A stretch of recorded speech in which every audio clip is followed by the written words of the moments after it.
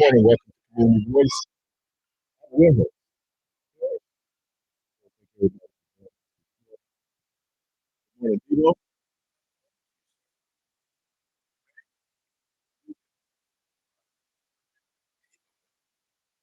Okay. Man,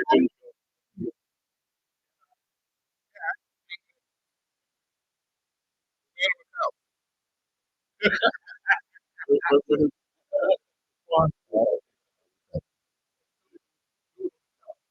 I came in here.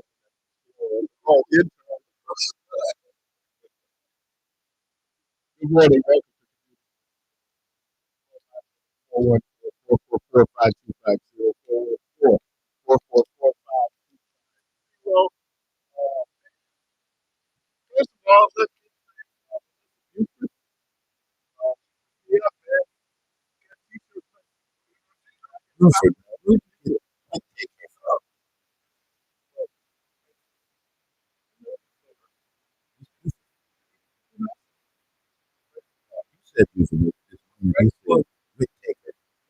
trying to say Whitaker. No, I was saying no. I said Whittaker. That's what I said. I meant to say Whittaker. I didn't want to say Whitaker. I know what I wanted to say, brother. The All right, great- man. All right, bro. Great Greenfield School District. Hey, man. Don't you put that on me, Ricky Bobby. Don't you do that. Whittaker. Don't you put that on me, Ricky Bobby. That's one of the best lines from a great movie. But you know who I loved in the movie? His sons. Oh, they was going Texas nuts. and Rangers. They was bad as a They fool. was talking. Oh, you gonna put something on our hinds, huh, Grandma? He said, "How much you want for that weed, old man?" Wow. Have you seen the movie Coffee and Cream No, I haven't seen it. with Taraji hit? Oh my God, the little boy that plays Kareem. He talked more stuff, man. He was talking to somebody about how you got to come hard, man. You got to come hard. He said, "How you look at it?" He said, "Dude, I got 40% body fat." Wow. Oh man. So anyway, welcome to the program. But now let me thank Melissa. She hooked me up with a 50T. And then after that, no, she hooked me up with a T-shirt. I had a great time down at Garfield Day this year, man. And you and Doug, man. I saw you 1 minute. I think you had just gotten there when I saw you. Next thing I know, you walking back my direction. Not long, hands are full. Yeah, I thought I was walking to the gospel stage. I didn't realize it was to the east of us. Right. So I needed to walk west anyway. But bumped into some folks and always, and I was there early. I don't know what it was like that evening. I'm sure it Just as awesome, man. Yeah, just as awesome. It was just like, and boy, just looking at it, rained that morning. By that afternoon, it was perfect, man. And who would have known, man? The gospel folks were in the coolness. Yeah, they was east, man. They needed it because they was burning up down there, man. It was hot. Yeah. Who was that? R.L. Smith? Yeah. I saw. Yeah, Ariel was down there. Yeah. Was down there too, Doc Smith and the Disciples. They had some great. Yes, Shamika was there. I heard she lit them up, had them crying and laid all out on the concrete and do around. Oh man. And the two bands that I heard on our stage, the Experience. Yeah. Was it? And that young lady. No, but who was the band before them with the young lady on the lead? Oh, what is the name of that band? Oh, I can't recall. She's that band was cold. She was. They were good. Yeah, and I didn't realize it was a young lady on the lead. Right. Yeah, I didn't, and I'm just happy. I looked up. I'm like, oh man, and she gave that solo. I just went. Yeah, man. I was just like, and then the young lady that sang with the Experience, man, she hit a note. And I thought I was in church. I walked towards the stage. Like, and I told Debo, I said, dude, she cold. But Nikki Johnson said that young lady, he was talking, and he said, oh man, she could, and she's already singing, but dude, the talent that we have in this city, man, So, man, that was really nice. Like I said, saw some people.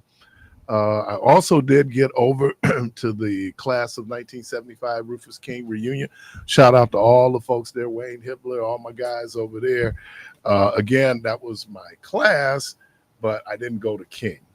I knew a lot of, and I was explaining this to Michelle. Elaborate your class, but you didn't go to King. I didn't go to King. I went to Parkman, where a lot of those students ended up at King. Oh, okay. I see what you're saying. I grew up in a neighborhood where I was supposed to go to Robert Fulton, so I knew a lot of people. I saw some folks from back in the day. Hey, man, is it Fulton or Fulton? Well, it's Fulton. You know how we said in the hood. You know, my mom kept asking me, where is Robert Fulton? Oh, you talking about Fulton? Nobody ever called it Fulton. It's just like you knew you grew up in Milwaukee. When the school on 9th and Monarchy, what do we call that school on 9th and Monarchy? I don't know. Phone lines open, 414. Open went there, 414-444-5250. What did we call that school that was on 9th and Monarchy? 414-44. Y'all wake up. Somebody know. Oprah went there. What we call that school? Anybody? Nobody? Nobody's going to call? Come on, y'all. Somebody. What'd you say, Clark? Yeah, on 9th and Monarchy. What was the name of that school? Right behind. Yo, I got a caller. Here we go. Caller, welcome to the program. What was the name of that school on 9th and Monarchy? Lee School. What was it called? Lee Elementary. Close, but that's not what we called it. Turn your radio down. How old was that? Turn your radio How down. old was that? All right.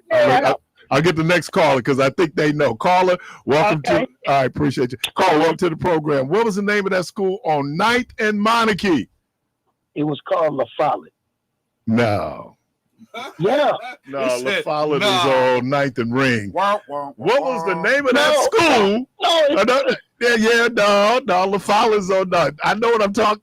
Next call. Next call. What was the name of that school on 9th and Monarchy? Oprah went there. Lee Street. Say it again. She said it. It was Lee Street School. To this day, I don't know how we started calling it Lee Street School. I know we called it Lee Street School because Oprah came here a few years ago for a party they had for her mother. Oprah was talking about how she grew up. And she said, yeah, we grew up right there on Monarchy. I went to Lee Street. Wow. Because that's what we called that school. Wow. Lee Street School. Which is crazy because it's on 9th and it's on Monarchy. There you go. Where is the Lee Street at? Now I know it's Lee Academy So now. why Right? is it called Lee Street? It was Lee School. Oh, it's Lee School. And people, just like how we call Air Force One Dookies, it just comes from something. But yeah, that old Lee Street School. When we went to, I saw a guy that I was in the 6th grade with, and we were one of the fortunate groups. I don't know if somebody in the studio said they did it. They went to Upham Woods. You go to Upham Woods. Yeah, I went to Camp Upham Woods. Right. And so, that's a real honor because they just select the schools, where you go. So the year that we went, we being Victor Berger, we were there with Hartford Avenue, School for the Gifted and Talented, right? And Lee Street. Wow. Yeah. Lee Street was a good school, though, because I had a cousin, Paulette. She went there as well. Right. I mean, but I don't know. It's Milwaukee. So did you sell Mr. Z's pizzas when you were coming up? No, Dominican had more really involved fundraisers. Here we go. No. Because I'm saying that's a private school. So a lot of that fundraising went into deferring costs. Mm-hmm. Yeah. So we used to sell a lot of stuff out there. A lot of raffle tickets, Catholics, they love bingo and raffles. So right. A lot of that. All right. Caller, welcome to the program. Good morning. Good morning, man. How you doing? I'm good, man. What's happening? Nothing, man. Calling us. Had a good time on Saturday. Seeing you. Oh boy. Fix that up, man. No, we were at the No, same it just table. didn't sound No right. Diddy, huh? No diggity. Hey, I'll give you some baby oils. I did not know that you and your brother were married to sisters. I did not know that. Told you that. Yeah, I did not know Had a that. good That time on Saturday. man, it really was. And I missed the food. Oh, Keith. Hey, you know what, man? Don't even take the bait, man. These dudes. Man. I can't even hear what they say. Good. You don't need to, man. These dudes. But you know what? Debo want to clown. Remember that they went out for, we talking about funk band? What, George? I can't hear you, man. When he talking about, ain't no one. What'd he say? When he was talking about funk band, and then I kind of did a boom. He said, I'm glad you didn't try to sing, Debo. I was telling my brother, the one that was out there singing Keith, I will put up $1,000, Debo, that my brother can out sing you. You can keep your money. No, take it. No, keep your money. I'll just out sing him. Keep your money. Take it. Man, you better get that grand. Hey, tell you what, George, I'll stand in for him. Now, I asked him about you right out. He said, right out. Now, he didn't say Debo can't sing, but he said Debo don't want none of this. Well, same thing. Get that bread, Debo. But, yeah, it was. Now, Keith, you don't like to take place on because you said you missed the food, but man, Keith, they have so much food. I saw it. I saw over, them man, because I kind of got there towards when they were breaking down the food. I know Wayne said, "Man, get some food." I saw the dessert table. Oh man, they. I was hoping they would be able to donate this to somebody because I could just imagine the food that was left over, but. This is the King reunion y'all referring to? Yes. And that was open to all years, right? Yeah, I mean, for all years, yeah. It was mainly for the class class you of came out of. 75, but yeah, it was open to everybody. yeah, I mean, if you weren't part of the class, you paid $25, which in my mind was cheap. But the people in the class, it was free. So like I said, there were some people I had not seen Richard Buck in a while, so it was good to see him. There were some folks that, I got kind of got caught up on. There was another person, boy, I forgot she was in the class. I'm not going to call her name, but I forgot she was in that class because I know the people, I know the top 5 students in that class. I'm talking about who graduated at the top of the class. Yeah, so it was cool. But you know who made me feel good? Because I'm like looking, I'm like, who is this dude come in looking all like a pimp and stuff with the purple on, and I get close to him. I'm like, that was Douglas. Oh, and he wasn't even in the class. Douglas class of 74. Oh, okay. Yeah. So shout out to the good folks there. I meant to ask you because you came solo that night, and when we asked you, said she's not from here. What made Wanda come from Florida to Milwaukee? Okay, well, George, if you ever get a chance, I'll let her explain that to you. I'm like, you came from Florida to Milwaukee? Well, she didn't come. Well, I'll let her explain it to you. Was she trying to get away and then she met you and then she was just swooned and couldn't go back? No. I mean, I could have lied and said yes, but I don't waste my lies. So no, Okay. that's not the case. All right, man. All right, man. But good seeing y'all, man. And I really it was seeing some folks I had not seen. All right, man. God bless. God, Leonard Hardison. There were some people I just had not seen in a while. Booney and I, we were in the same neighborhood. So it was cool. It was cool. That group, and then like I was telling Debo and Jermaine, it was real interesting because I lived in the Fulton neighborhood, but I went to Parkman, so I knew people both in the Fulton neighborhood. I didn't know, because when me and my guy Victor talking, he mentioned somebody.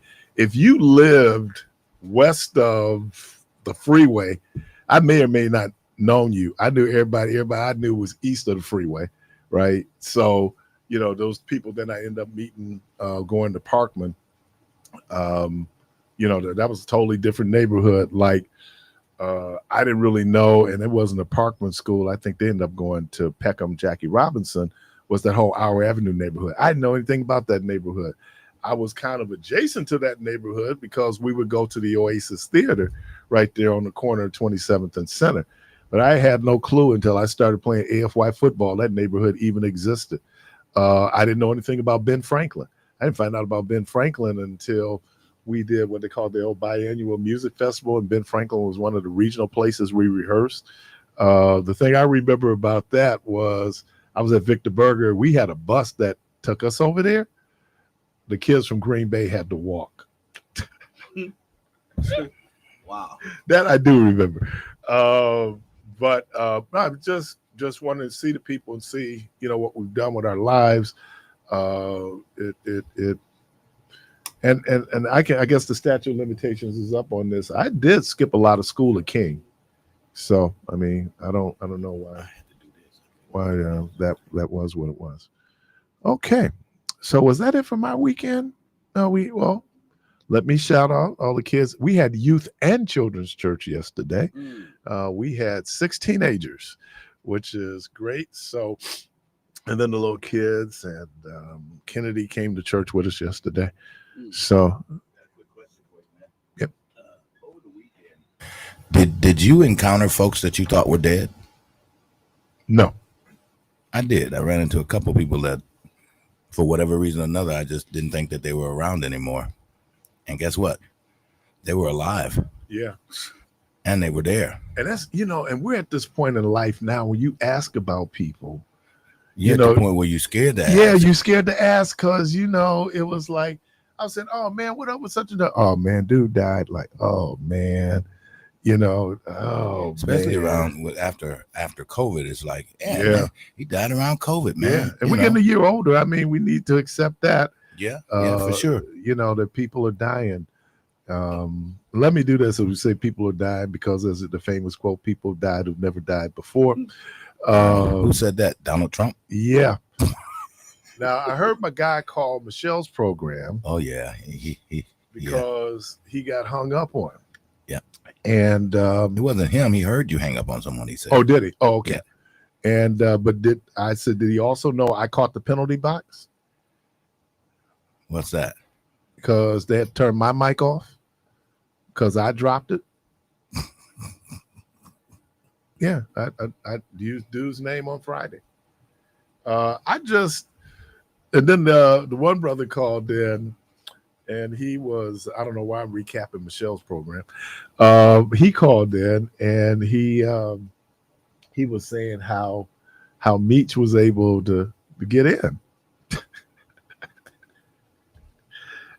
Yeah, well, the devil would never miss Sunday school. They might go get in. Some things just gonna happen where he gets in. Let's see. Let me do this, and then we can have more of a serious conversation. That Cowboy Giants game yesterday. That was a good one. Thank God for Red Zone. Yeah, Thank God for Red Zone. That Detroit Lions game, man, that was crazy. Detroit and Chicago. Oh, they just What was that, 52-21 or something? No, they stomped them. That they Bears weren't even showing it in Red Zone. That's just how bad that was, right? Bears suck.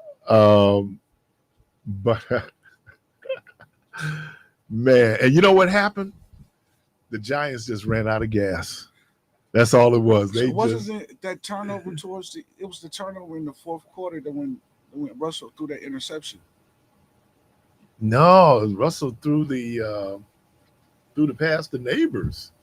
No, not the one that Neighbors caught, but I thought Russell threw an interception that Dallas came down and scored.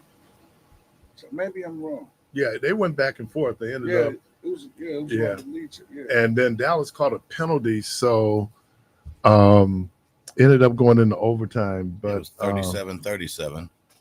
Huh? 37-30. They won on the field goal, right? Yeah, in overtime. Seattle looked good too. Seattle whooped. Who did they whoop? They whooped. Not the Cowboys. It was. Who did Seattle whoop? Who did Seattle? They put hands on them too. Yeah. How many of y'all stayed up to 2:00 in the morning to watch that fight? I did. Listen, that was a good fight, man. It was. That was. I was asleep by the time I sat through all those preliminary. What time? Hey, Clark. What time did they fight, man? About like 1? 11:30. Was it 11:30? 11:30 because I woke up and they doing post game. I'm going because I had to sit through. Was that M Billy? Yeah. And I'm going like, man, y'all just.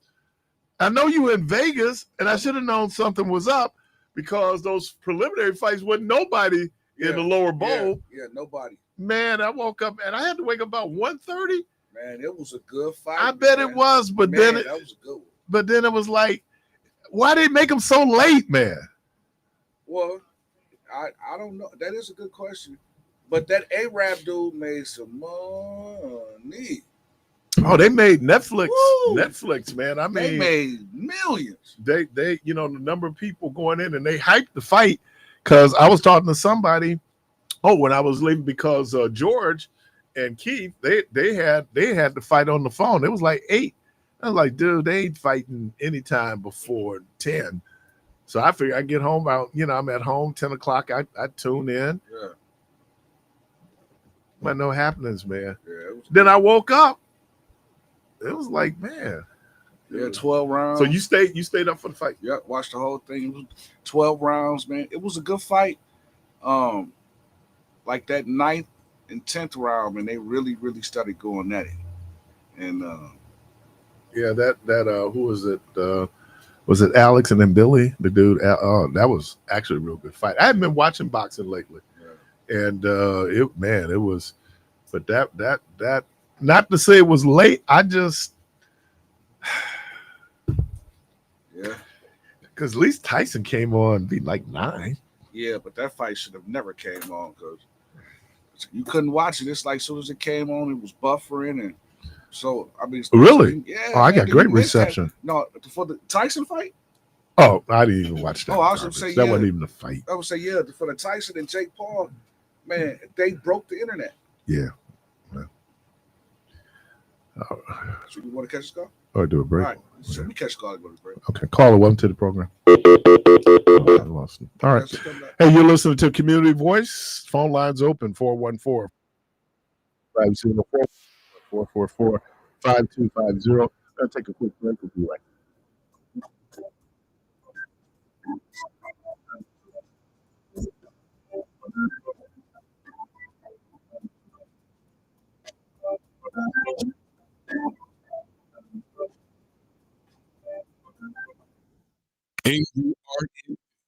I'm Jimmy Jackson. Where you live, how much inflation is smaller than that inflation rate across the metro area. Here's a snapshot. Tampa, Florida, top the list. San Diego, Philadelphia, Anchorage, and Los Angeles also saw the steepest recent price increases. But in other parts of the country, inflation seems to be cooling. Houston and Miami posted some of the smallest changes over the last 2 months, along with a 3-day high between Austin, Dallas, and Honolulu. While it can also track year-over-year inflation, cities like Atlanta, Phoenix, Houston, Dallas, and Detroit had the lowest annual increases. Reports said inflation is still hanging on, even after hitting a 40-year high following the pandemic. While the national average has cooled, how much you're paying may depend exactly on your zip code. Greg Martin, Jackson. Here's a look at your updated forecast. Look for lots of sunshine for today with high temperatures in the mid to upper 70s. And for tonight, mostly clear on low 62. Tuesday, a stretch of sunny weather looks to continue with upper 70s for high temperatures. Wednesday, still ample sunshine with high of 78 degrees. And still a dry and windy forecast even into Tuesday, climbing up to 77. I'm meteorologist Michael Carroll on AM 860.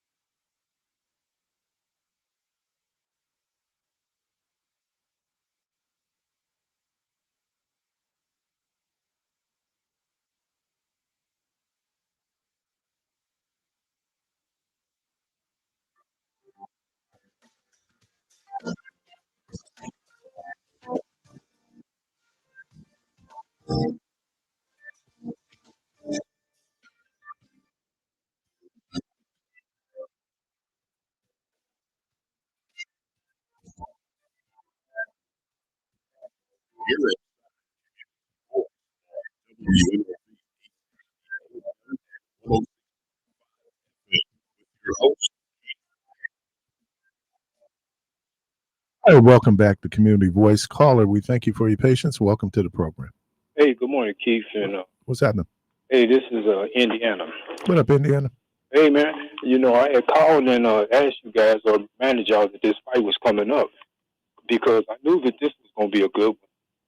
And my comment is that I knew that Crawford was going to cook him, and he did it.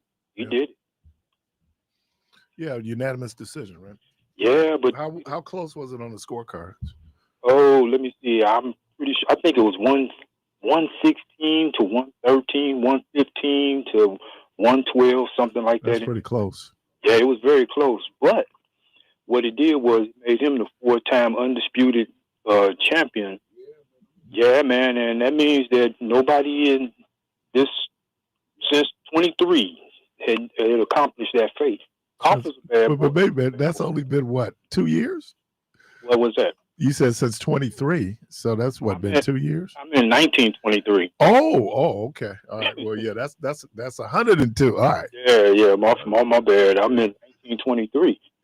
He's a bad boy. He's a bad boy. Like I said, I did catch two of the prelims, and I must have ate because, like I said, man, I woke up and I'm going, is this fight ever gonna come on? And it came on, and I was sleeping watching it. So what was really good about that is that, you know, Crawford was the underdog, and everybody was talking about how good and how strong Canelo's gonna be, and he's 2 or 3 weight classes above this guy. And I knew that this boy Crawford was gonna get it. Mm-hmm. He spoke him too. Well, a lot of people had that sentiment. I know, even though he was a dog, there were a lot of people who really thought he could beat Canelo. So yeah, he wasn't afraid of him. That's what it was. He hey, stood in exchange with him. That was a good fight. Hey, all right, man. All right, man. I appreciate you. Yeah. Caller, welcome to the program. Good morning. Hey, man, I want to call back since you ain't got a lot of callers. You know what really kind of triggered me a little bit, man, and call me prejudiced if you want to, because anything that we go up against somebody, I don't care if it's Family Feud, I always want to see the black person or black people win. And all the commentaries, he's going to get beat, he was the underdog, he's much powerful and stronger than him. I didn't see that. I didn't see that at all. And I love a boxing match versus somebody slugging it out. That's why it's called boxing. And he just outpaced him, outsmarted him, and then, like right out said, he got to the last 2 rounds and then just kind of laid it on him. That's the kind of stuff I like to see. So the other thing I'm waiting to see, the match I'm waiting to see, and I want to see if he's going to put his money where his mouth is since he called in. I want to see the guy from Racine and come up and just matter meet you all over the radio station. Just whoop his butt all over the radio station. But we're going to see if he do like his boy Taco out. So he put the challenge, see he going to pay it. I don't know which one of y'all going to referee it, but I'm waiting to see him get wiped up. All he going to try and do is out-talk you and just not try and let you get 2 words in, because all the nonsense, like he said, come with the facts. And I don't believe he got no facts to come with, so I'm looking forward to seeing that. What y'all going to call it? What y'all going to call the fight? Oh, I first of all, why we call it a fight? Why wouldn't it be a vigorous, serious discussion about the issues? A debate. What y'all gonna call it though? Y'all Brawl for it all. Yeah, the brawl for it all. Yeah, I like that one. You know, what did you George, say right now? can I The brawl for it all. you know, this might surprise some of you all, but I am pretty observant, right? And part of it's just sitting back, taking things in. And this is just old Keith sitting here. You know, sometimes we go after the person and we don't go after their facts. And I, you don't have no facts. well, but if that's the case, then we should be shutting down for the non-facts. And I'm not just saying that it's That's people what going the after Meach Racine go gonna after do. people too. But I think that we always make it not we always. Sorry for that. I apologize for that poor speech. But there are times that it's personal. It's your mama. It's the dozens, and I think we're going to have reasonable conversations. Then I think we need to take the personalities out of it. But I would love to see people. It's just personality with him. That's all it is personality. You don't come with no facts. Okay, but I'm just saying that's it. Down to. Let's hear the crickets. Because he reminds me of sports. That's all he does. Never comes with facts. Always trying to overtalk you, and then when it boils down to it, then he starts name calling. So I want to see him get wiped out. Whatever you want to call it, personal. I'm just waiting to see it. Why? But what would be the point? I think Keith. I think most of us are. Now you may not, but I read the comments. So I'm asking why? Why are people being so personal as opposed to just dealing with the facts? Because he makes it personal. Okay, but then as Christians, should we not respond in kind? Did Jesus always respond in kind? I don't think. Well, he did call them hypocrites. I don't know. He did more than hypocrites. I mean, I just He called him whitewash and everything, and he was serious. Did you forget about the cord? The cord. He went, when he went in there and started whipping and all. Oh, but I think that's a different piece. I'm just saying in terms of Jesus wasn't no joke. Yeah, and this kind of gets us to this whole Charlie Kirk thing and how people are wrapping him in this Christian flag. No, that ain't none about Christianity. And I'm going but one of the things. But one of the things you can call it Christianity, but that ain't Jesus wasn't about that nonsense. Oh well, okay, but Jesus also did Jesus personally. Was about love. Yeah, but he also didn't personally attack his enemies. So you don't think when he was going after the Pharisees, he wasn't attacking them? You hear what I'm saying to you. He didn't personally attack them. Did he challenge them? That's a difference. When I go in and say, you this, you that, I don't know, I don't understand, I'm getting it into an area. Let's talk about what it is. Why you taking up for Meech? No, I'm not just taking up for Meech because I see it across the board. And if I have to take up for Meech, if Meech is coming up and Meech need is coming up and but George, I'm missing the Christianity in this. No, you're not missing it. Yes, I am. I'm being real honest. I'm saying we because you might be right in the point, and the facts are on your side. We shouldn't, or I would suggest that maybe this whole idea of how we demonize people that we don't agree with. So let me ask you a question. So do you think he spouts the same thing out his mouth that his leader spout? He says what? Does he spout the same rhetoric out his mouth that his leader spouts out? He might. Ain't no might. Okay, let's say he does, but that doesn't mean I demonize him just because of that. So when Trump demonizes everybody, calls people names, keeps this rhetoric going, we supposed to like, oh, I love you? No, you don't accept it, and you do like Jesus, but then you don't demonize the person. That's just me. I mean, I look at it. I'm not down what you down for. I'm gonna push back on what it is that you're supporting, but I'm not going to consign you to hell, even though I think you should go to hell. He said that about you, right? Yeah, but I mean, okay. He said that about me, right?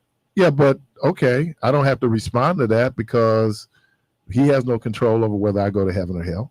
He doesn't. So, well, I'm tripping. I ain't gonna trip. I'm just saying. Okay. Sometimes what comes around goes around, my brother. I got that. I'm just saying that I'm hearing this, and I'm not saying both sides. I'm somewhat offended. Take a vote. Okay. To see how many people want to see this debate. Okay, I'm sure a lot of people would.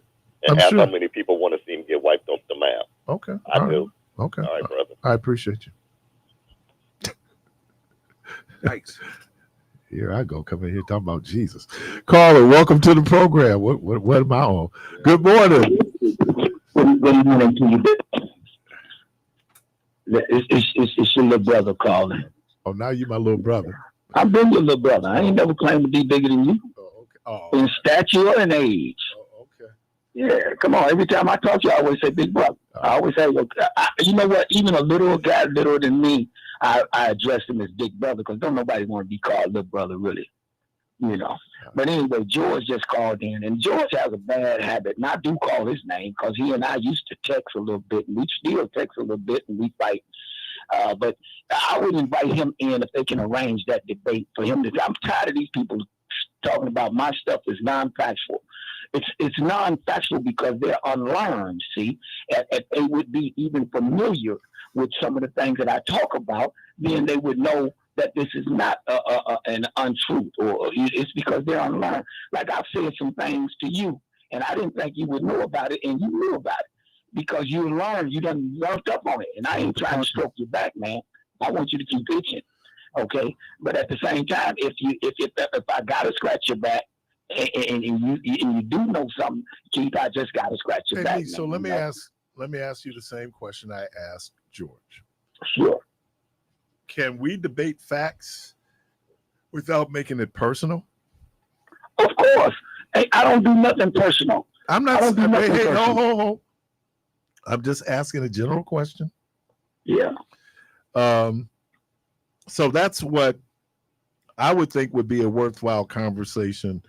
You know, if it's about getting truth out and getting the best facts out, that's one thing. I think it's important for human beings, many of us, to just be right. And sometimes we can be dead right. And then even how we handle the right, a lot of times it turns wrong. It can turn wrong. And go bad. Yeah. Right. So I'm just saying I would love to have that's what this Charlie Kirk guy was, man. He was a debater, and he was going to where the woke culture has spawned.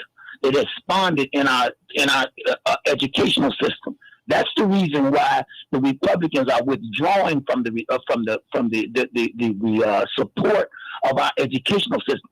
It ain't that they want to. Do you see a danger? Do you see a danger in us so demonizing education, where education becomes important? It becomes important in terms of if you go in because I have a feeling that vaccines could be not supported by any data. You just have a strong feeling and belief. And now people are dying. I just saw where right now there's a whooping cough alert. We have not had whooping coughs in years because people are loud. There's sometimes that just like Donald Trump thinks that the government has a responsibility to step into violent cities to help control crime. Government also has a responsibility for the health and welfare of its citizens, and to set up and be anti-science. And look, I got it. Most Americans don't have college degrees. Most Americans didn't go to college. I get all of that. It's not about who goes to college. It really is about. That was twofold, though. You said you can't say both of them. Now you got to either. You talked about health and wellness, right? Yeah. Health and wellness and protection. So if you send troops into a neighborhood, and believe you me, when I first heard this years ago, I'm against it because I can see a police state coming out of it, right? Oh, really? But, yeah, I can see a police state coming. Come on, man. You know, I'm that kind of guy. But at the same time, I see where we have went off the rails, and we have to be set back on track. And as long as we have an expiration time to be in that city, if we're off the rails, then why are we off the rails? Hold on, Meech. If we're off the rails, is that a policy issue that we're off the rails? I like to believe that it is. I believe that there's certain policies that are put in place that are going to be in the long term detrimental to the American population. You know, I'm sorry you didn't go to college. Did you just hear what you just said? Yes. You said policy. Yes. Policy. Okay, policy and procedure. Yeah. It's not law. Okay? It's so practice. Hold on, that's just like a police. I just heard Attorney Thomason talk about what is it? Standards of practice. This whole idea that there's a pattern of practices. Those practices are policy. They're policy driven.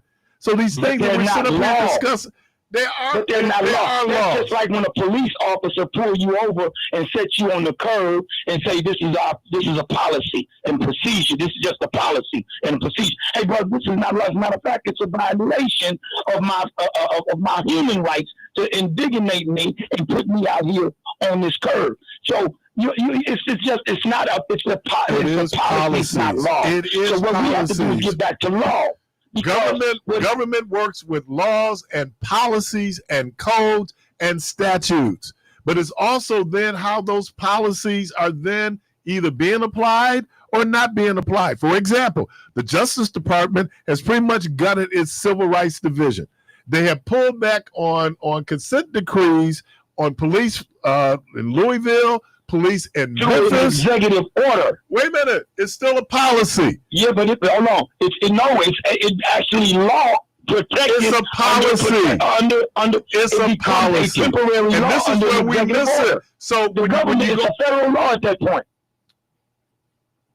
Okay, man. Appreciate you. Let me get. Well, hold on. Now you can. I get what you're saying, man. But we was having a great dialogue, and because at the same time you got to run. Having an argument about it depends on the one. Get yours together so we can have this out once and for all. Okay. Would you do that? All right, man. You just lining up the whole block, right? Everybody gonna be lining up getting a little piece of you. Caller, see, did I do personal? Was that personal? Yeah. Caller, welcome to the program. Good morning. Good morning. Hey. Yes, sir. How did you let Meach get away with that stupid crap he's just talking? What did he get away with? He's talking. Did you recognize it? Hold it. He just said that the police take the brother and sit him on the curb, and that's policy. And he act like he don't like it, but he still supports the police doing it. Okay. That's crazy, but man. You just asked me. But you just asked me. Bust him upside his head. You ain't hitting him right. I want to get in on that. Let me ask you a question, man. Hold on, I want to get in on that debate. All this violence on my program. Hey, let me ask this question. Did you? I'm talking about hit him up the side of the head. No. May I ask you my question? Yeah. Did you know that was some BS? Yes, I okay. Do you think that everybody else out there listening didn't know it was some BS? How come you didn't label it as such? I don't have to because you recognized it. There's some people listening to the mayor flew over their head. Okay, but it didn't fly over yours. No. It didn't fly over mine. But yes, it did, because you act like it did. You sat there like, well, Meat, you want some ice cream too? Okay. All right, man. You sat there like, Meat, you want some ice cream too? No, because my job is to lead a conversation. I have enormous belief in the intelligence of the people who listen to the program. Well, I tell you what. And I also believe that the people. Michelle, I want to be in on that debate too. Okay. I'll take y'all just looking to fight. That's what that's what I'm looking at. Y'all just want to fight. All right. No, I don't want to fight. I want to make sure he understands what a hypocritical fool he is and how stupid. You're not going to be able to convince him of that. Good luck. All right. Good luck. All right. Oh, Doc, listen here, man. Ow. Caller, welcome to the program. Good morning. Hello. Hello. You got the radio up, but you're not talking. Turn the radio down. I can't hear you. Is that Keith? Is that Mr. Parrish? It's Mr. Parrish. Hey, man. Listen, I'm going to break the ice real quick here. Because y'all are really beating the dead horse right now talking about some policy and that is any policy, obviously, if it's with a company, it's their law. And if it's governmental, it's definitely the law. Any procedure that can be, reconciled. I mean, as far as procedures, you can give them and you can take them. That's a whole different situation. But let Michelle know I want some of this, Mr. McMurtry. I want some of that battle too, because I ain't comfortable with these months and months. I had to turn my way, listen to Brother Meach. And by the way, my name's Orlando McMurtry. What is Meach's name? Is he scared? The brawl for all? Man, that's gonna be a good one. That's gonna be a good one. Hey man, let me just say that's from Martin. Now, hey, Mr. Perez, I got you on that one. Now that's come from Martin. Whoever said that, that was Martin and Thomas Hearns, the best guy. Yeah. But let me jump here though. I thought it was fascinating that brother gave him belts back, man. Did you see that? Yeah, I saw that. That was interesting, wasn't it? Yeah. Well, I don't know because I was asleep. Yeah, Was I it? think he's gonna retire.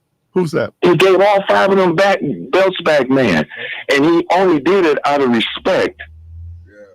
I'm sorry, man. I should have turned my radio down. I apologize for that. Because I had one other thought I want to share with you here, brother. And I ain't going to take up all your time. George was hard on you, man. He said, you ain't got no cars.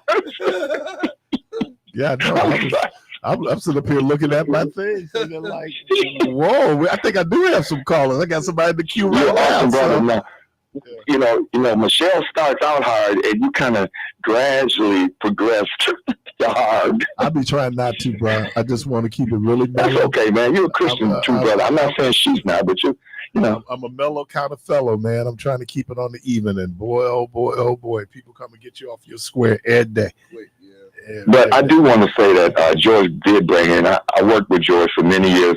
That was an awesome brother. Him and I probably was the best people in code switching with them white folks over there at where we was working at. So we was doing it. And George, we used to try to outdress each other every day. All right. He'll come in all suited and booted. I said, okay, I got you the next time. But when you were talking about I lost my thought on that, man. See, when you start getting older, you get them senior moments.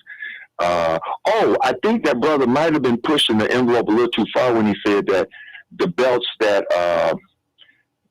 Crawford took, because see, Thomas Hearns, he conquered 6 different weight classes back in the day, and so I'm not sure if that was accurate. That information he was talking about from 1923. Maybe we may need to investigate that a little more. That's all. And then, so thanks, brother, for your time, man. I know I did hit you a little hard on that. Now this is Monday through Thursday. You can use the word Trump, but on Fridays you can't. Right. Is that double standards or not? No, it's just program policy. Program policy? Is that law? It's program policy, yeah. It's the policy of the program. So I'll live with it though, man. Right. But I just want to say this because you know what? George, Can I say this just so people clear? You can talk about dude. You can refer to dude. We just don't say dude's name. So if you can figure out how to talk about him without using his name. I already said his name. And this is how I feel about it. What do some people call that? What do they call that? Dictator D, Dictator Donald. Is that bad? Right. You say liar in chief. Liar in chief will that one will work. 34-time convicted felon. That one will work. I mean, just don't call his name. Yeah, that's reasonable. And then we can be really creative in how we put together our thoughts, man. Because now, how can I do this without using dude's name? Yeah. Well, have a good time trying to figure that one out. But when y'all was talking about Jesus and y'all was talking about the brother that the Christ didn't get upset. Well, we have to think about the Bible account when he went into the temple and they were selling and gambling. He tore that place up, man. I never said he didn't get upset.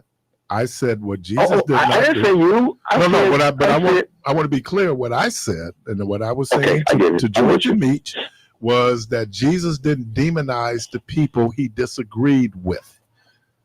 And there's a Judas Iscariot now. You talking about Judas now? Even Judas. You never brought up Judas' name. Yeah, he never tripped on Judas, other than go and do what you got to do.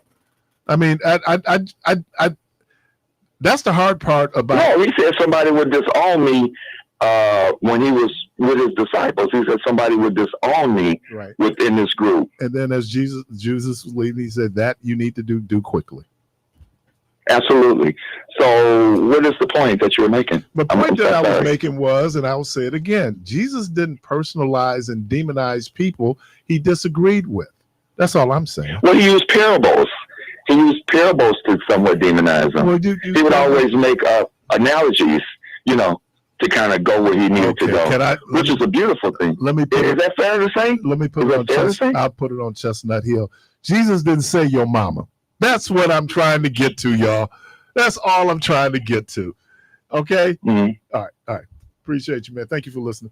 Carla, welcome to the program. There's no instance in the Bible where Jesus says your mama. Your mama. Okay? Carla, welcome to the program. Good morning. Good morning. Uh-oh, you're breaking up. Good morning, good morning, good morning. The next call? Yeah, that's next call. His phone breaking up. Okay, let's get the next one. Caller, you need to call back connection. Caller, welcome to the program. Hey, good morning. This is Indiana again. What up, Indiana? Brother, I just want to respond to that caller about 1923. What I was trying to establish is that Henry Armstrong was the only one that won multiple undisputed championships, and I think that feat hasn't been done since 1923. That's the point I was trying to Well, wait a minute. So let me ask this question. I know I remember, like I remember Henry Armstrong. But the question was, is it that concurrently holding those titles? Because if you talk about people just winning multiple classes, that's been done. Did he hold all those titles? And I don't know how you could, because part of it is you got to be able to make weight and then be able to defend the title. Well, okay. Because this guy right now, from my understanding, Crawford has all of these right now, the 5 belts right now. Am I correct? Mm-hmm. Yeah, you're right. Okay. So I think there's a difference. Tommy Hearns won in different classes because he moved up. Obviously, boxers get heavier, so they move up in weight usually, right? So, but how many people have actually had where you had 3 different titles or 4 different weight class titles at the same time? Well, the issue is that Crawford did it at 130. He wiped that division out. He wiped out 135. Right. When he beat Spence at 147, he wiped that out. He beat the dude at 154. He wiped that out. Canelo at 168 was the face of boxing, and he smoked it. And the point that I was trying to come with, my year may be a little bit off or something like that, but Henry Armstrong was the only one that won maybe 3 in 3 different weight classes, undisputed at that era with 3 belts. Sugar Ray, I thought, won. Sugar Ray Robinson. Yeah, Robinson. He won 3 or 4 different weight classes. Tommy Hearns again, because Tommy Hearns went from welterweight, middleweight, and did he get close to light heavyweight? I think he did. Or cruiserweight?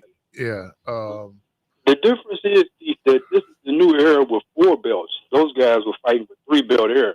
This is a 4 belt era. I know boxing is. Well, because they're only they're all the different they sham boxing organizations. I think back in the day was the WBC, WBA, and IBF. Those were the big 3. Right. And now which is, they were jokes. I mean, they had no real power. So I was just responding to their brother. So have him, I hope he's listening, just have him research it. My year may be off, but I'm pretty sure that's how that went. All right. And see, brother, this is a great example of what I'm talking about. You guys are going back and you're having a conversation about facts, dates, and you never attack personally each other. No. Right?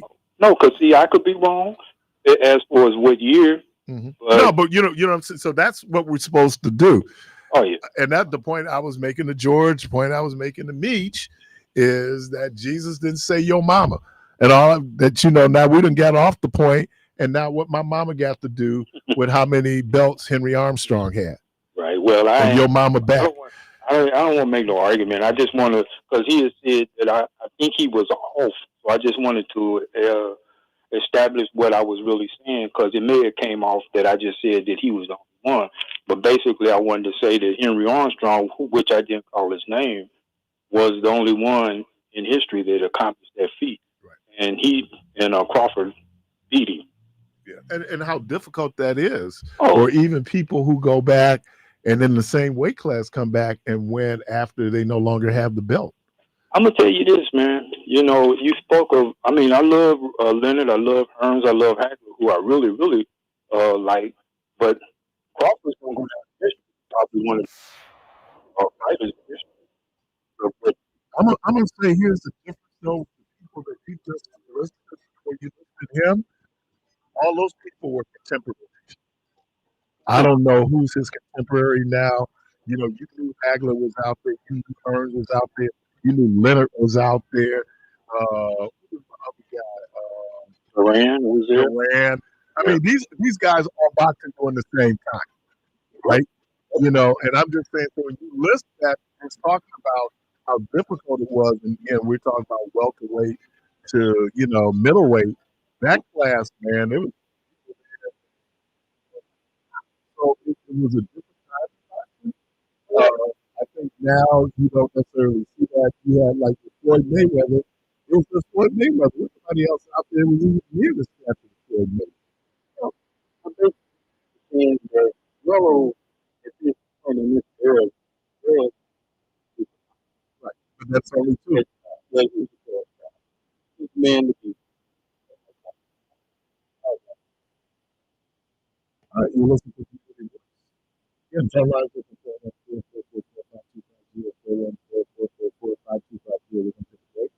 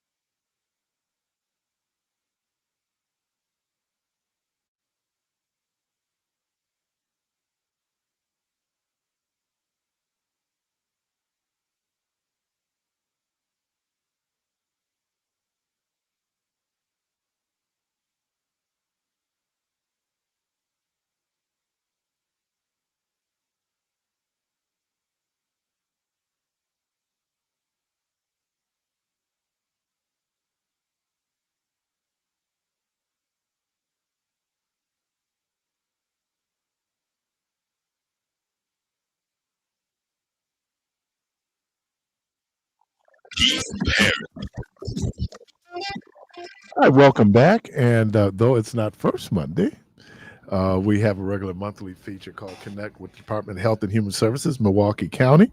And so we're joined in studio by Mr. Brian McBride. He's the director of the Wraparound Milwaukee Children's Community Mental Health Services.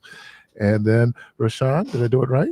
You did. Thank Rashawn Cherry, Integrated Services Manager, SOC, that is the System of Care. System of Care, Wraparound Milwaukee Children's Community Health Services. And one of the places that's a part of them is Owen's Place, and my guy, Mr. Owen Felix. Oh, I go back. Sir. Yeah, man, Sir. good dude. And I didn't realize years that, we talk about it usually when you're all on, how that place is named in his honor, just because of the work that, he did. I didn't know what wraparound was. And he and I would have conversations playing basketball. And afterwards, we get to talking and then find out, oh, you work for the county. I think I was still working for the county then before I had retired. So the work there. So let's talk about, we hear wraparound. Mm-hmm. What is the wraparound program? What does wraparound encompass?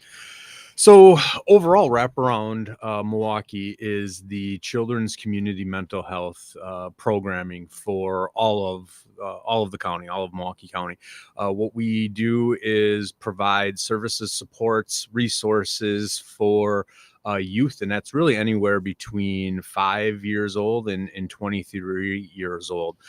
We really try to go beyond the age of 18 to really be able to provide those supports. But in the end, it's about getting access to needed formal services, which may be therapy, which may be care coordination, which can help you get in connection with community resources. But really it is to address behavioral and mental health needs for both youth and their families. We like to ensure that we, wrap that support around all those in need when we are working with youth and family. I like that. I don't know if you all know that, like, if you do a movie, at some point the title is going to be in the movie, right? Where they'll drop it and you go, Yep. Oh, there it is. And so Like thank you very much. strategically Right. did that, right? I like the way you integrated wraparound. How would families or individuals get involved? Is it a referral system? Is it, you walk in? How would one get involved with wraparound? It's all of that. I'm a little short, so it's actually all of that. So we do have a resource and referral line that families can call and contact. And that number is 414-257-7607. So families can call that line. It is operated live up until about maybe 3 p.m. pretty much on a daily basis. And individuals are there to take the family's information, to find out what supports and services they may be interested in, and then just really walk them through the process and potentially get them connected with one of our options counselors, who would then go out and meet with the family and kind of go through that process. We also have an opportunity for referrals to be made online through our Milwaukee County wraparound website. So you can certainly go there. And then walk-ins are available as well in our new building on Cherry Street. I can't think of the exact address right now. 1230 West Cherry, I believe it is. And so you can certainly walk into that space, and individuals are there pretty much on a daily basis that can also get families access and talk with them and find out what their needs are, and then just kind of go from there. So all of the above. I'm smiling because, we were probably only place in the country where we never said the public aid office. It was always 12th and Elite. 12th and Elite. Absolutely. But then we began to see a transition, became the COGS building. Now we get that. So is it like, 12th Cherry now, or 13th Cherry? What do we call it? So we call it the COGS building. Yep. There. I smiled on that because it was just like, where you going, man? 12th and Elite. And if you get to 12th and Elite, you're still pretty close. So Right. absolutely. When people come in look for the A's, that's 12th and Elite. What is the range of folks dealing with mental challenges? Is it like from mildly to severe, acute? I mean, what would be kind of the range of that population you serve? So, I mean, I really think it varies, from those that are looking for, service support and or needs for a behavioral concern, right down to a really involved psychosis in more in-depth type of diagnosis that you may have. So the severity level is really about providing our system with access to the need that you may have at the time, meaning that we want to come through our front door. We want to be able to assess and get you connected with the right level of service and support. So depending on age, depending on where your mental health may be at the moment, and we really want to make sure that you get that right dosage of support that you're looking for. So it is a wide range to minor behaviors that may be driven by an unmet need that you may have, right down to some really crippling in needs that you may have. I was talking to a young lady. I think it was a young lady. She's 13. And she said, "Yeah, 13's hard." I said, "Yeah, 13 sucks." I mean, it is like there's some years out there, but that is so. What I'm saying is that there could be certain challenges, as you said, to just be point in time, Correct. And then other things that could really be neurological. Some other things where it's long term. So you just deal with that whole spectrum, right? And part of it is you don't want to label individuals early on. And as a father of 3 daughters myself, I know that they have unique challenges throughout their life as well. But our children's system of care is really designed to be able to do just what we're talking about, is be able to get in a wide range of support. And it's not only mental and behavioral health. It really is about those that may have a disability need, those that may need to be able to get into birth to 3, into our children's long-term support program. So we really want to make sure that our front door is capturing all of those needs, because sometimes it's that you have dual needs, and that may be multiple programs. And sometimes it's just that you're looking for support that is not from the formal county system that we have to operate. We want to make sure we get that to you as well. But it is really about encompassing all of that. And I'll add to that, one of the biggest pieces we pride ourselves on is normalization. That was the word that you just talked about it, right? That normal teenage, what is normal, 13-year-old right, behavior that is age appropriate for someone who's transitioning with their hormones and all of those spaces. So one of our values in Wraparound is exactly that, normalizing what may be happening with that young adult, not even just from that mental health perspective, but just biologically. There are some things that are just going to happen simply because it's natural in that transition. So normal just seems such a nebulous term. I don't know. We use it, and what's normal now it shifts in terms of normality.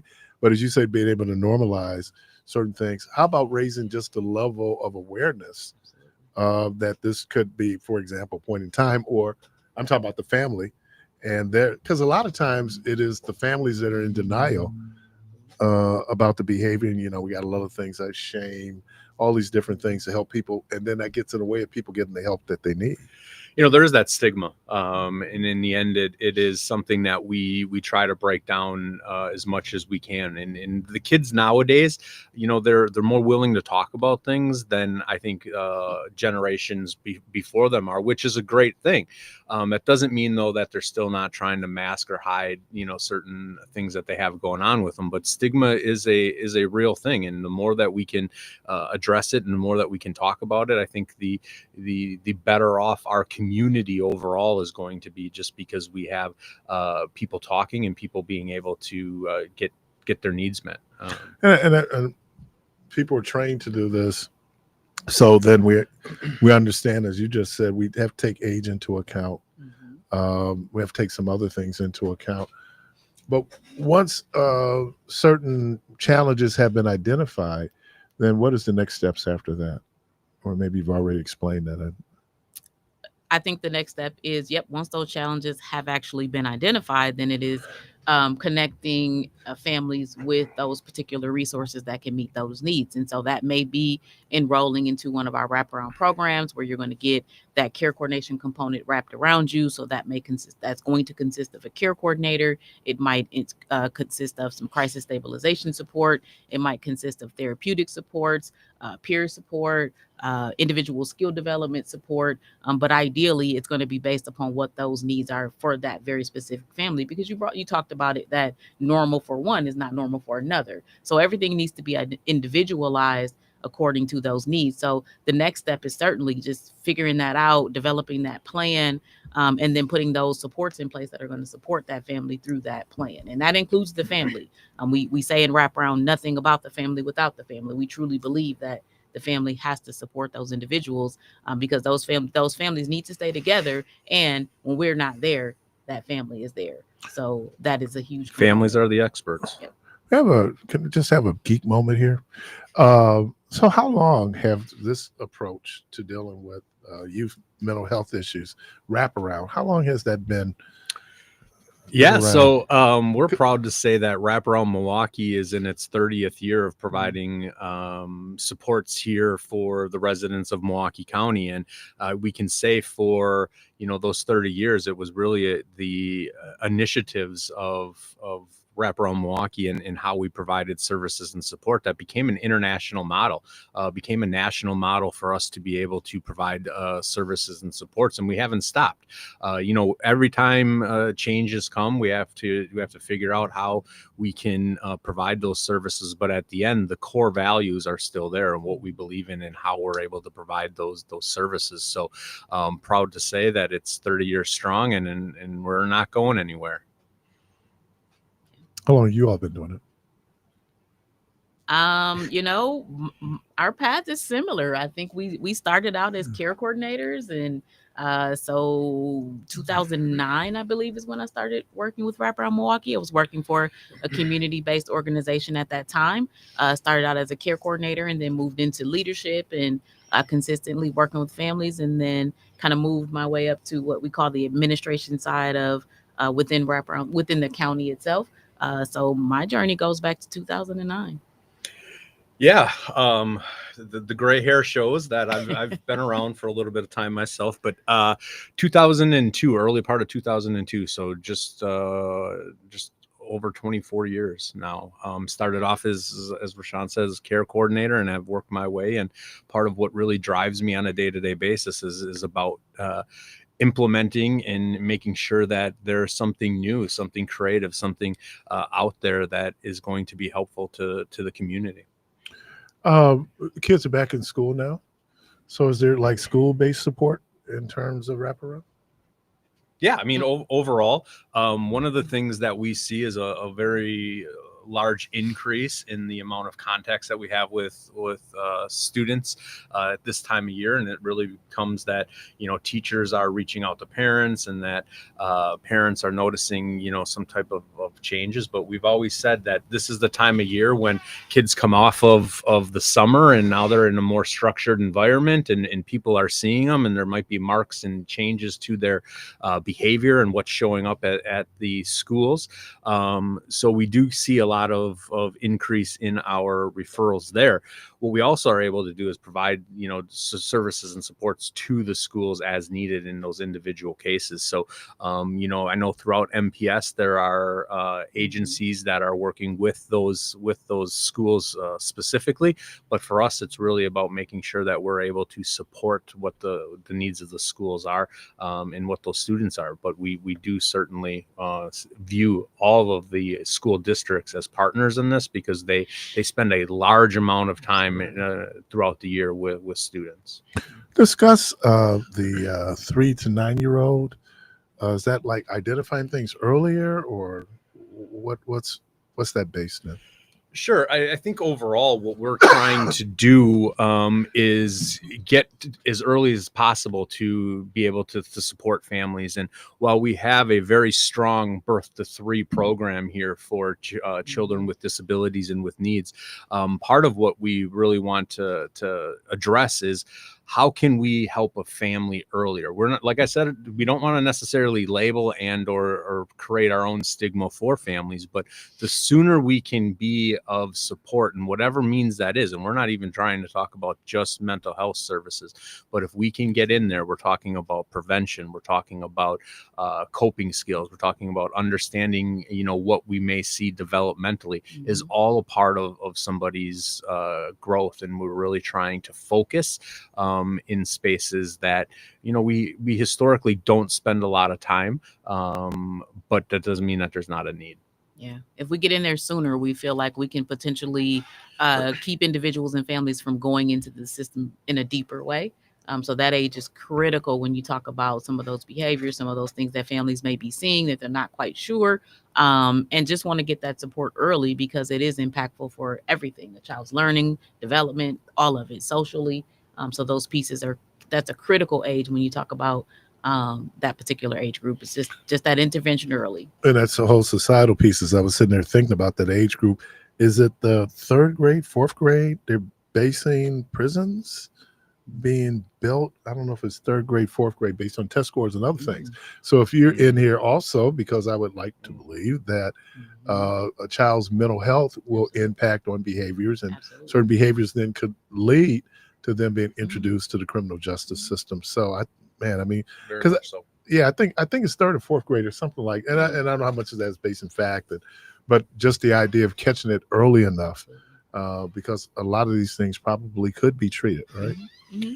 Yeah, and I mean, part of what Director LeGrant in DHHS's movements is about making sure that our system of care is working together, but also that it is integrated, and that there are opportunities for us to work across different areas. Meaning that youth that are coming through the youth justice door are also being able to be access to mental health. The children's disabilities, it's the same way, because we're all trying to do work in a space that is preventing a further deep dive into the system. The county historically has always been, where you're going for your needs being met at the end of the line, right? You have nowhere else to go, and in a lot of places that you're looking for that support. We want to get out in front of that. We want to let you know that we're here, that we can help you get through it without getting further down the line. And yes, unfortunately, some of those unmet needs earlier on now become unmet needs that lead them into other systems, and we're trying to stop that. I was blown away in the staff meeting last week when going over the budget, and they talked about what the proposal was for sending kids to Copper Lake, almost $1 million in Lincoln Hills. And I was like, and had it not been for the governor doing line item vetoes, just the cost of that. And I'd like to think that this is far less expensive, but probably more effective than now just warehousing this kid in either Copper Lake or Lincoln Hills. Very much so. And I think, part of the wraparound Milwaukee, I'll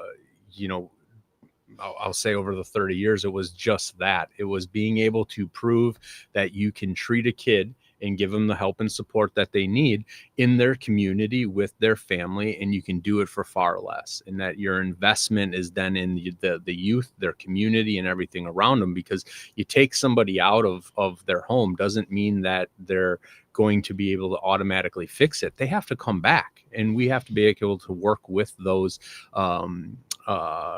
with that household to be able to do it. But we've been showing that, sending a kid to residential treatment in taking them out of their home is a far more costly, and it's not just about the money. It costs that kid connections and the ability to really normalize his upbringing.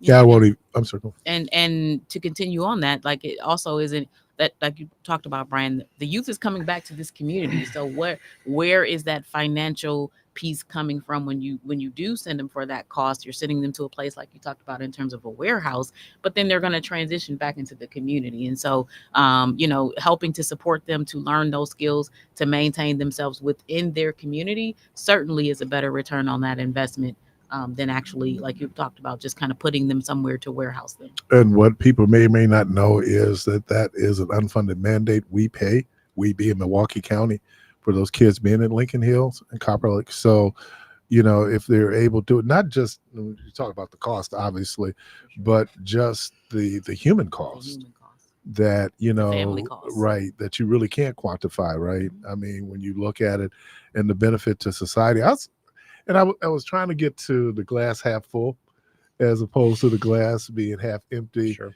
Yeah, so talk about that in terms of then the results that we see, because it'd be real easy just to kind of go, oh, this is just so jacked up, but it's effective. It must be effective. We all have opened up an office now on the South Side, which people have their own challenges, but just talk about some of the success stories. Is that too trite? I mean, no, I mean, absolutely. I mean, this in very much so the work that you do, especially when you're on the administrative side of things, you don't always get to see the successes that are met when you're working with a youth and family. And we have multiple successes, from kids being able to go years through the system and off to college and graduating, and they stay in connection with the individuals, the care coordinators who have been there. But investing in youth and families is what really is the piece that keeps everybody moving forward. And it's really about that, seeing a change and being able to work with somebody who in that aha moment kind of comes on, and they're able to say, okay, yes, I can do this, and really empower them. It's about that empowerment to get them to their goals. So whether it's a glass half empty or glass half full, we are certainly trying to empower those families to use us as a support, but then go on their way and be able to be successful. So I'm sorry, and I think people just want to know you care at the end of the day, right? I think that caring for someone goes a long way. Being there for someone goes a long way, and it allows a person to see themselves differently when you invest in them in that way. So I think many of our success stories, and I'm sure Brian can attest to this. I've been walking around somewhere, and people will walk up to me, kids will walk up to me, and they're adults now, and they're young people that I've worked with over the years. I may not even recognize them because they've changed so much, but they're doing amazing. And that's why you stay in the work, and that's why you believe that it absolutely can help and it can support. Because at that moment, they usually say the first thing that comes out, I just appreciate the fact that you cared. You cared enough to stick it through when I was not listening, even though I was listening. And this is the result. I'm doing good. I'm doing great. I'm doing this. This is my child. This is my, daughter, my son. All of that from a generational standpoint, I think, is where you see it as well. Yeah, the Department of Health and Human Services, I served many years as manager, and it was frustrating sometimes to have to remind people that we're in the humanity business, and that we should see the humanity. These folks are more than a case number.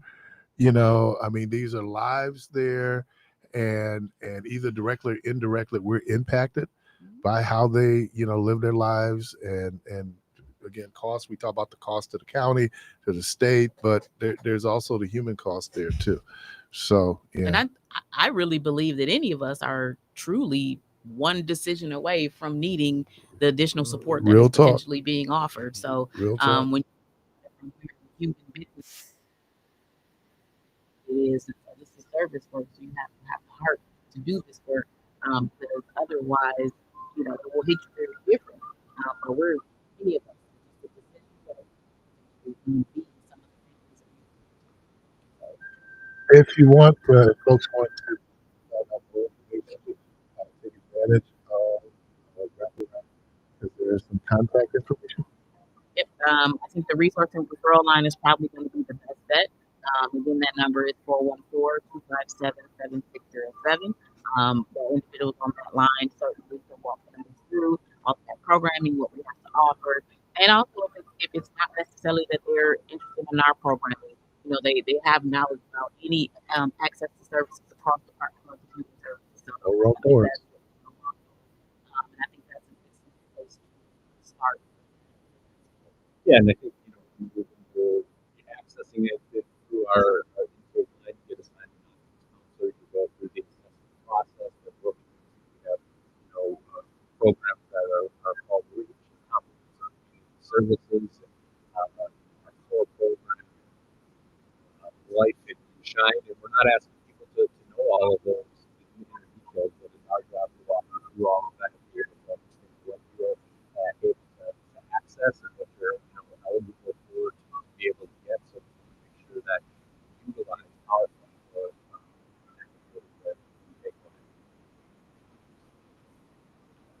as always, connect with DHHS, Bride, Director, and Wraparound. And this was our show. SOC, System of Care. Wraparound, we appreciate you going on. Hopefully you're coming. It's nice to meet you. Again, connect with DHHS and get that number to Wraparound. All right. You're listening to Community Voice. We're going to take a break. We'll be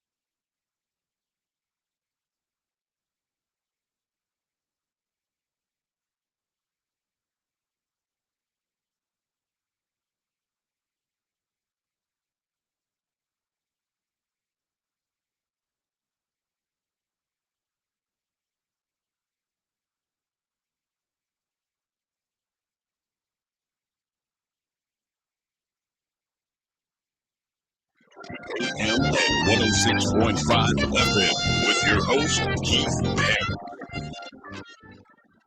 All right, welcome back to Community Voice. Wow, we're just sitting up here talking about the athleticism that you see in the NFL and just the talent level. And there was a play yesterday where Mahomes threw an interception, and this offensive lineman ran the cornerback down. I mean, took him out. I was like, but you talking, and I was saying off air, there was a guy back in the day named Randy. Randy was like the first guy I'd ever met. He played for what was the indoor football team? There was the Mustangs. Canadian. No, here Milwaukee used to have indoor football. Oh, yeah, it was yeah. Mustangs, Milwaukee right? Mustangs, yeah. And he played for the Mustangs. He loved Rhonda because Rhonda Cook, right? He loved Rhonda. That dude weighed 315 pounds. He looked like he weighed 240 pounds, but he was 315, right? Because when you look at it now, you know that old big lineman, the Hogs that you see with the old Washington team, the Hogs. These dudes, man, are athletes. I mean, they are in phenomenal shape. How you get a lineman running a 4.6 40? That's scary. You got tight ends that don't run 4.6 40s. That is scary. Speaking of tight ends, Kelsey's done. Oh, he's done. He's done. Oh, and let me put it out there. Aaron Rodgers, done. Done. Oh, done. Yeah. Done. Yeah. Done. He looked terrible yesterday. He looked awful yesterday. Kelsey looked awful yesterday. Yeah. And it's more age. It's not, Yeah. you know, it's nothing. There was a couple of, well, there was the interception we was talking about, wasn't it, off of Kelsey? Yeah. Yeah, where he couldn't handle the pass. Yeah. The game, and as you get older, and if you're doing athletics as you get older, if you're mindful, you'll notice, first of all, your reaction time has slowed down. Who was the kid? Oh, man. God, the kid that made the grab, he was going down. And he made, I can't think of this dude's name because he's a stud. He made one hand. Which one, DeAndre Hopkins? No. Odell Beckham? No. This other, it was a slant. It was like a simple slant. Dude got it off. He's basically falling. He's catching the ball. But his reaction was, that's what I'm trying to get. His reaction time was boom, he get up and do it. Yeah. As you get older, your reaction time slows down. It really is. And that's what you're seeing with Aaron Rodgers. You know, Aaron Rodgers, man, once you, boom, the ball is gone. You don't have that same reaction time. You know, Kelsey, he had the interception where the ball was literally on his hands and he lost it. And then there was another one, he was going out of bounds. And normally people go, well, it was a little behind him, but he make that catch. Man, look, I know you got to be Taylor. Who? It could be Taylor Swift that's on his mind, man. You know, that when you in a relationship and you trying to, you know, play sports, man, and when you in a relationship, I mean, maybe he might have had an argument and stepped out on the field and his mind wasn't right, man. You know, women can do that to you, man. I know. Yeah, yeah, that's what it was, man. That's what it was. The views and opinions expressed on this program does not reflect the staff and management of WNOV Courier Communications. Hey, what did Martin say before the basketball game? Stay away from your girlfriend. We gonna play the girls. Do not see your girl. Some things just age, and you're absolutely right. And as you get older, you have less testosterone. So, you know, I just that, and I don't know how you walk away. You know, it's hard to walk away. Man, get hit one good time. Oh man, but if the warrior in you, most warriors want to go out on this shield. Yeah, and want to be carried off the field. Right. You know, that there's been people, no disrespect, and I know he got in the Hall of Fame, but Carmelo Anthony played 5 years longer than he should have played. Now it could be the money. I don't know. Must be the money. But no, I mean, there's some people out there where very few people can be Barry Sanders. Very few people can be Jim Brown. You know, when you're at the top of the game, you walk away. Most people are being carried out on their shield. Like even Jordan, that second time out of. And he wasn't bad. He wasn't bad, but he wasn't. He wasn't Jordan. Jordan of old, though he wasn't number 23. He was number 45. Right. Yeah. Right. Yeah. Well, maybe Orlando shouldn't have said that. Oh yeah, because 23 came back when and spanked him. Yeah, told him 23 up, yeah. came on back. Maybe you should have let that sleeping dog lie. Yeah. Oh, that was 45. Washington, right? No, it was Orlando, wasn't it? In the playoffs. Yeah. It was that Orlando. first time when he came back. Said, that was 45, not 23. It's like, when 23 showed up and spanked him. So, man, sometimes don't see that's the thing about us. We just talk too much crap, man. We run our mouths, man. Right. Now, who's the dude? They beat Alabama. Was it Miami? I don't know if it's quarterback in Miami. Whoever beat Alabama that first game of the season, and he said something. He said they don't have Nick Saban to save them. Oh yeah. Yeah, man. Yeah, they look bad though. He backed it up though. Yeah, he backed it up because Hey, but that first game. Sometimes you just there's some folks, man, they just talk. Yeah. But sometimes you need the power of life and death It's in the tongue. is in the tongue. Yeah. Don't be writing no checks That with you your mouth can't that your cash. body can't cash. Okay, Caller, welcome to the program. Hey, what's up, brothers? How y'all doing, man? What's happening, man? You got it. Hey, did you see the president elected Lawrence Taylor to something to do with sports? Yeah. And he said, man, I don't know why I'm here, but I'm going to do the best I can. Yeah. So that's so crazy. Peace, brother. Yeah, man. First of all, why would you have a press conference? And call him up there to talk, and the first thing that come out of his mouth, he say, I don't know why I'm up here. But you just got the job from the president of the United. How do you endorse Herschel Walker to be a U.S. senator? That part. What? Yeah.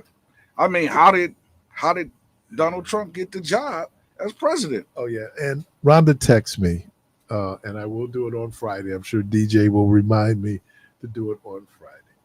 She said I didn't explain the rules. Oh yeah, because you cut dude like Zorro quick. And then what happened? Maybe 4 minutes later, I dropped Trump's Yeah, name. you dropped his name. So now I'm in the penalty box.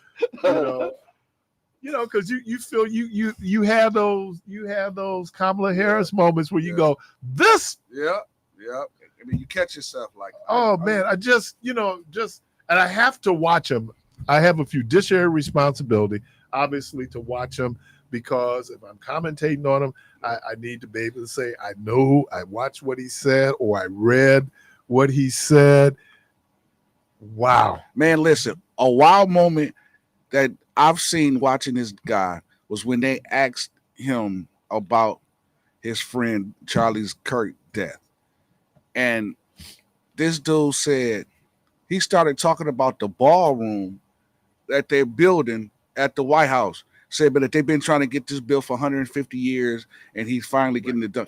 They was just talking about, asking you about how did you feel because if folks don't know this, he's bigger than everything and everybody. And though, he's probably appreciative of the work that Kirk did for him, getting him elected, there's nobody bigger on the planet in his mind than him.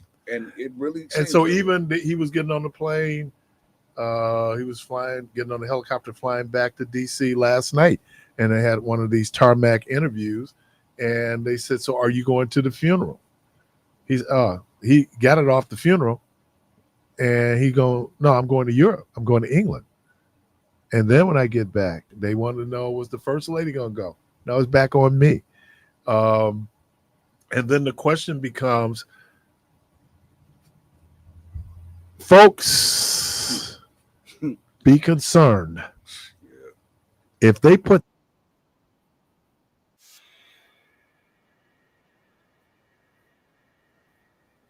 and the fact they're doing it on Sunday, where they're going up against the NFL, this thing is bigger. And this thing is bigger. And I was saying that, Keith.